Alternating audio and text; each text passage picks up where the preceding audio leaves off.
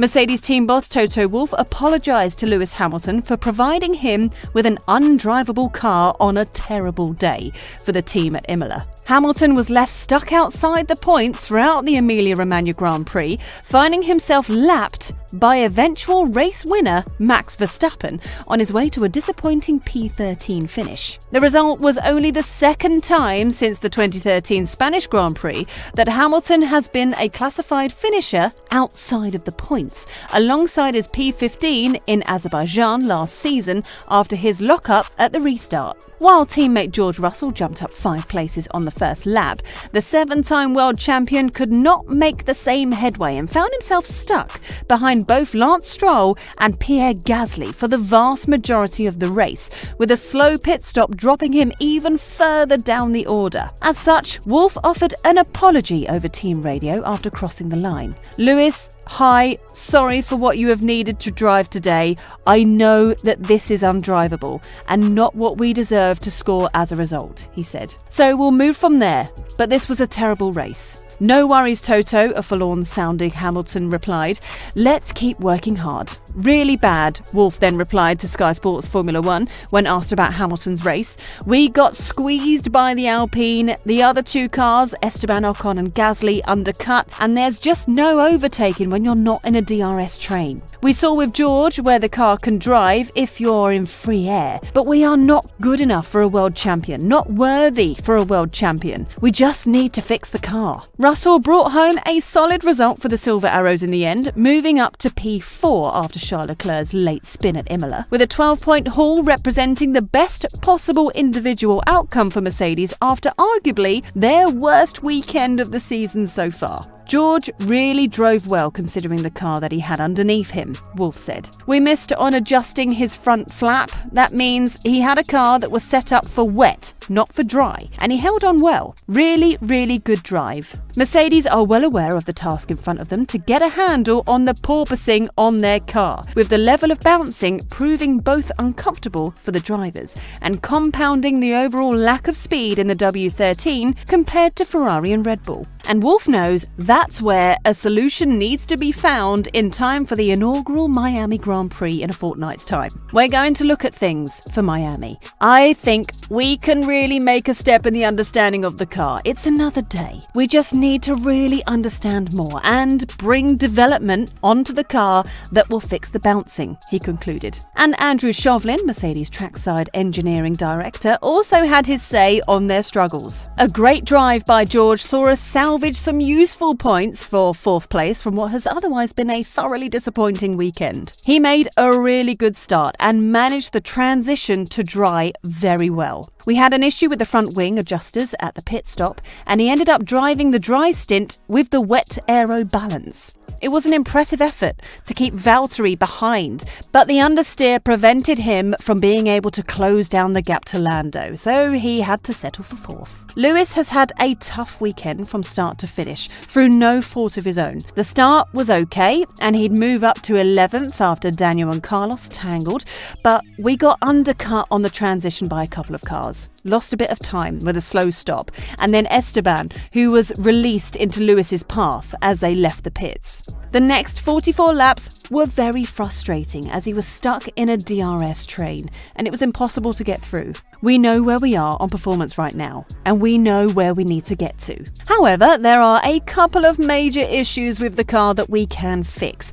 We can find a lot of that gap quite quickly, but time is getting crucial now, and we need to move forward into the next 2 races if we're going to keep the leaders within any kind of reach this year. Not only are the porpoising issues slowing Mercedes down, George Russell has now claimed those issues are also causing him physical pain. George Russell says the current level of porpoising experienced by Formula One drivers is not sustainable, as he had almost like chest pains from the bouncing at Imola. After the race, team boss Toto Wolff remarked that he wondered how the 2 of them can even keep the car on track at times, with the amount of porpoising experienced by his drivers. Russell reported that level to be the highest it's been so far this season, and said it has now begun to give him back problems. When the car is in the right window and the tyres are in the right window, except for the bouncing, it feels really good to drive, Russell said. But the bouncing really takes your breath away. It's the most extreme I've ever felt it. I really hope we find a solution, and I hope every team who is struggling with the bouncing finds a solution, because it's not sustainable for the drivers to continue with this level. This is the first weekend where I've truly been struggling with my back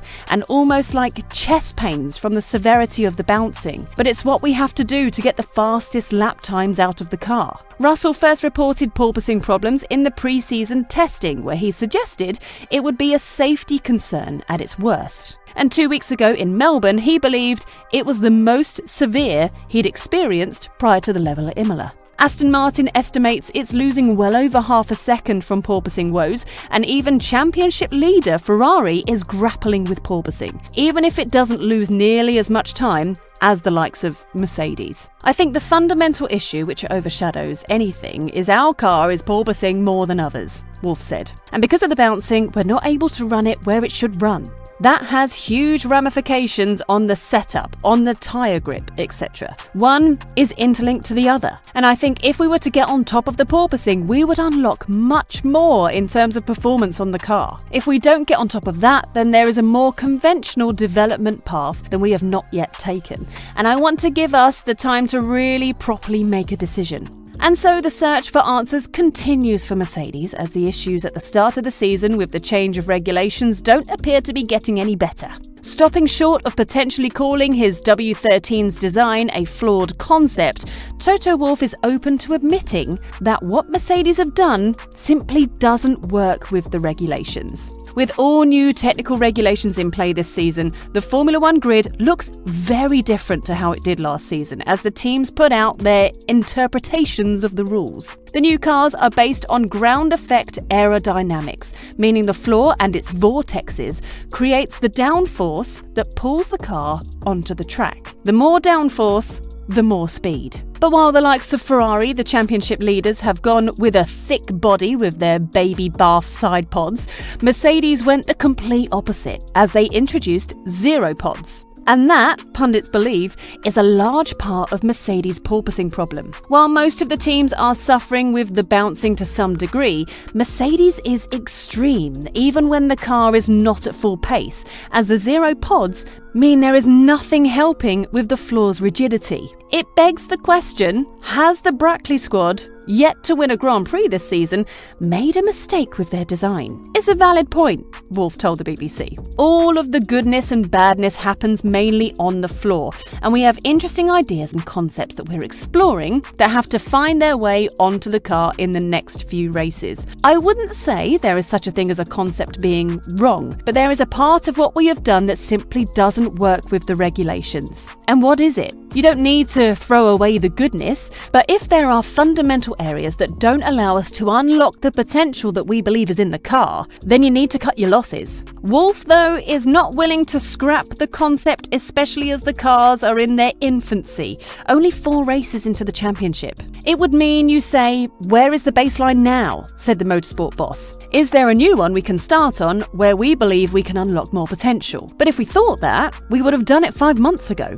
We believe this was the development line we needed to take. So it was quite a tricky exercise. You can only cut the losses into next year if you understand where we got it wrong, because at the moment we simply don't, not yet. As for Lewis Hamilton, finishing P13 in Sunday's Emilia-Romagna Grand Prix while his teammate George Russell was 4th, he says it is too soon to say whether Mercedes have gone down the wrong road. It's all questions that are reasonable. I can't say whether the concept is flawed. I'm not an aerodynamicist, he said. At some stage, we will have a better understanding of whether that is the case or not. Maybe all of a sudden, we will fix the bouncing and unlock more potential. It is difficult to write it off. Hopefully, it will come to light soon, and then we can start putting our focus on the solution, because we haven't found the solution yet.